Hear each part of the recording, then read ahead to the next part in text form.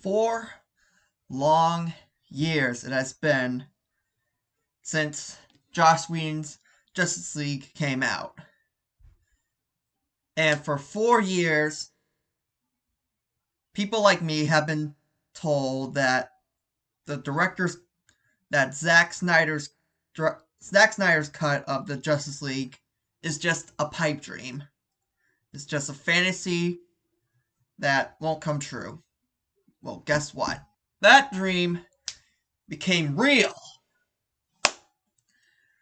We finally stick it to the non-believers and the doubters out there. Zack Snyder's Justice League exists, and it truly is amazing. Now, don't get me wrong. Is it perfect? No. But it is 10 times better than what we originally were given in theaters 4 years ago. This is the version that should have existed. There's no doubt about it. So, what exactly is like the pros to this? What makes this director's cut so more unique besides it being 4 hours long? Well, for most part, for me, it's mostly connects the pieces to the DCEU universe, the extended universe of the DC movies. It connects the pieces to Batman vs. Superman. It ties into all the questions on like Darkseid and Bruce's nightmares and Flash's warning from Batman vs. Superman. It all comes together. A lot of it pieces together and it just works. It's amazing.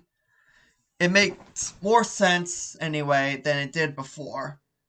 Than when Joss Whedon, he just kind of just pushed all that aside like nothing ever happened. The jokes in this are slightly improved. It's not as cringy compared as to 4 years ago. Flash is definitely improved in this. I mean, he's still socially awkward and coy, but in this version, it kind of makes more sense than 4 years ago when he's just talking about brunch and he's never really fought bad guys before. There's almost more character. There's more character development with the Flash. And speaking of character development, we actually get into more. They get into more about Cyborg's background and how he became Cyborg and the grudge he has. It's a lot of it. It just makes sense. The pieces of a puzzle come together. In a way, you almost feel bad for Victor for what he's been through. There's just so much more elaborated and so much more detail that goes on into this. There's a lot more explained than there's more show than there is tell. And when it comes to origins and developing a character, you should show and not tell, or at least do both. If you're gonna tell, at least show it. Visual is important, is what I'm trying to say. There's actually chemistry between characters. There's more chemistry with Diana and Batman and how they formed the League. And this is like, it almost kind of like teases like a romantic kind of side between the two characters. Flash also has more chemistry with the League. Same thing with Aquaman. He gets more. He kind of gets more lines than he originally did. He's not just so Flash, Cyborg, Aquaman. They're not really sidelined as much. They're not really just pushed aside when it comes to the story. They're actually like everyone plays an important part in this. And that's when it comes into fighting Steppenwolf.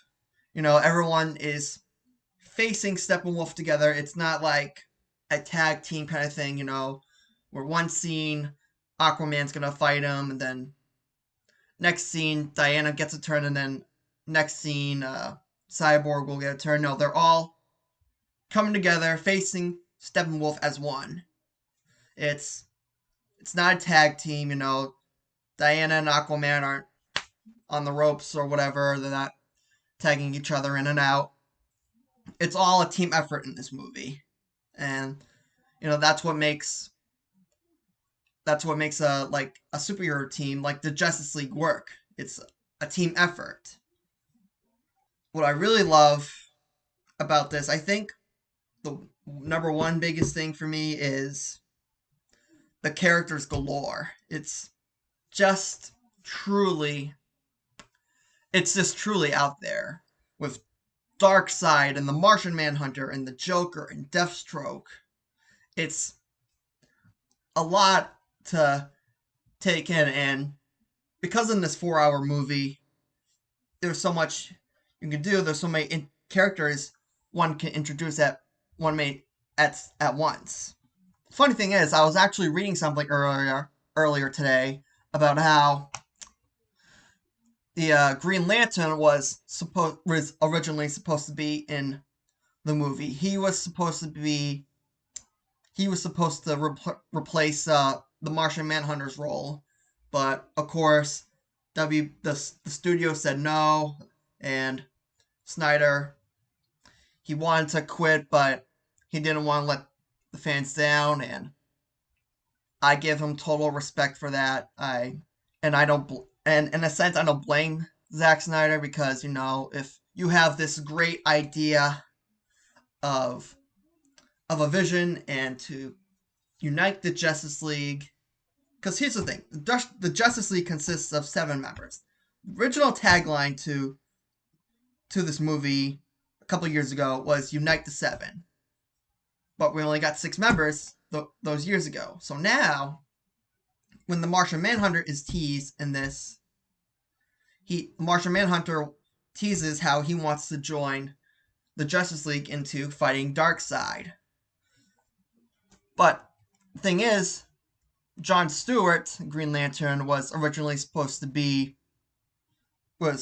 have the role of the Martian Manhunter, and in a sense, it almost kind of makes more sense, because we get introduced to a Green Lantern in the flashback of Darkseid, of how Darkseid nearly got the ring, which was also a cool scene. I kind of got goosebumps from that, I'm not gonna lie.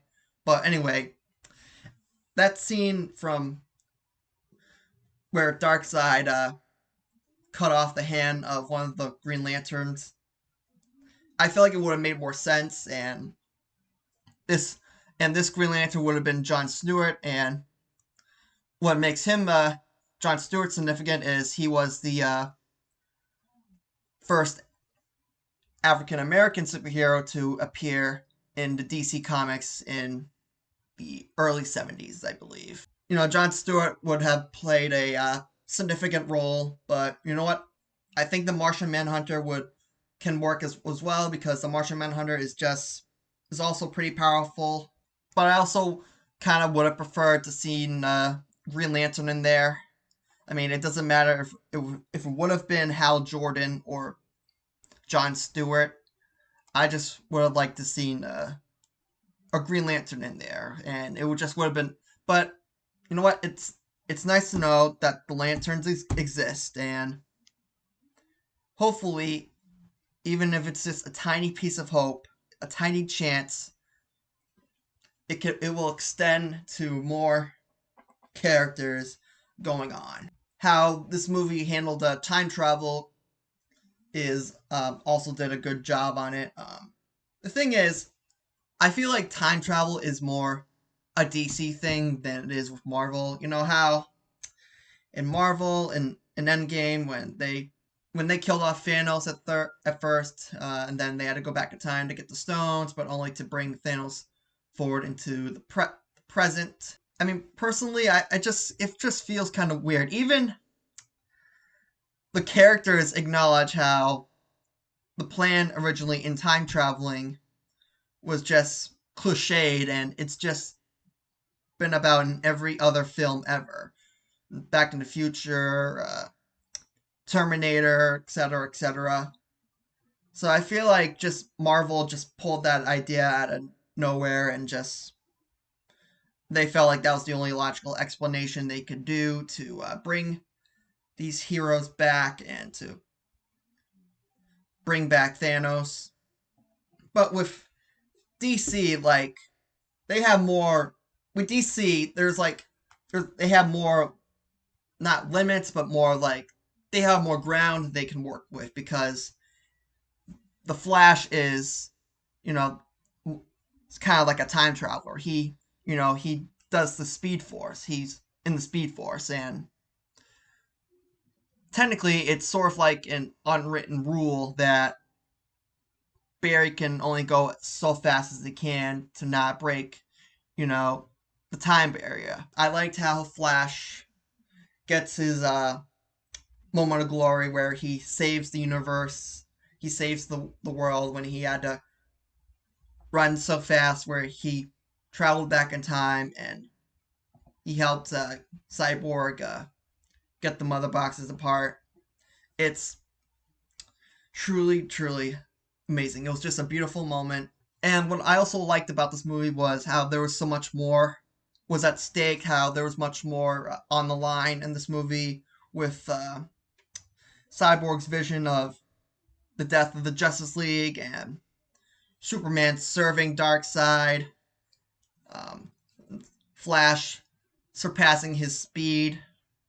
Like, there was a whole lot at stake rather than Steppenwolf, who just comes to Earth, acts like a one-dimensional villain from a cartoon, whatever, and is easily beaten.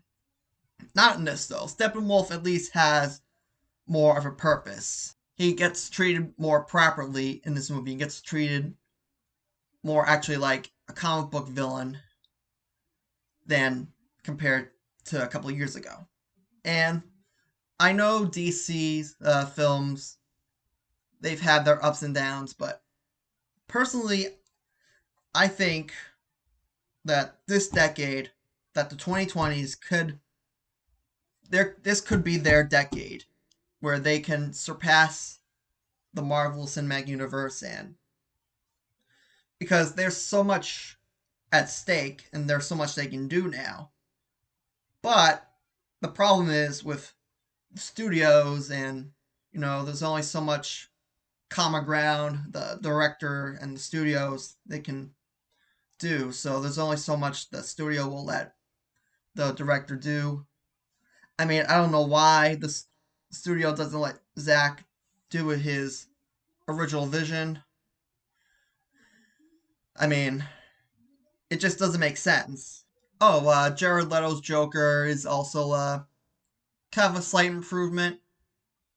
He's only there for like a few minutes, like a scene or two, but it is an improvement to the Suicide Squad.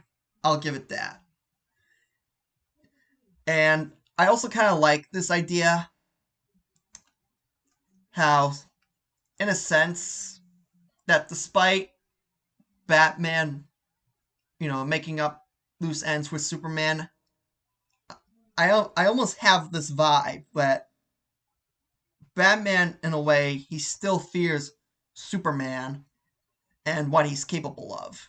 Because the important thing in here is how there's this line that gets referenced like at least twice, like how Lois Lane is the key. And Lois Lane is the key to Superman's heart. Now, if anything were to happen to Lois Lane, that would just make Superman snap and he would just go berserk. And of course, with Superman being one of, if not the most powerful being in the universe, there's not many people who can stop him, and there's very little, if if not none, kryptonite left on Earth. So that's what kind of like that scene with the Joker was about. It's also kind of like Cyborg's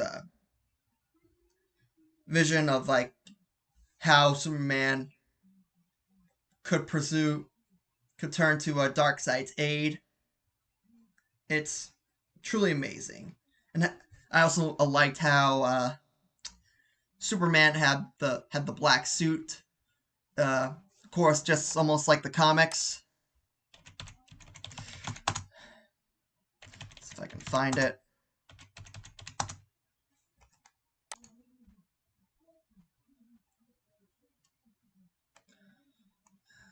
Of course, it's coming up on Bing.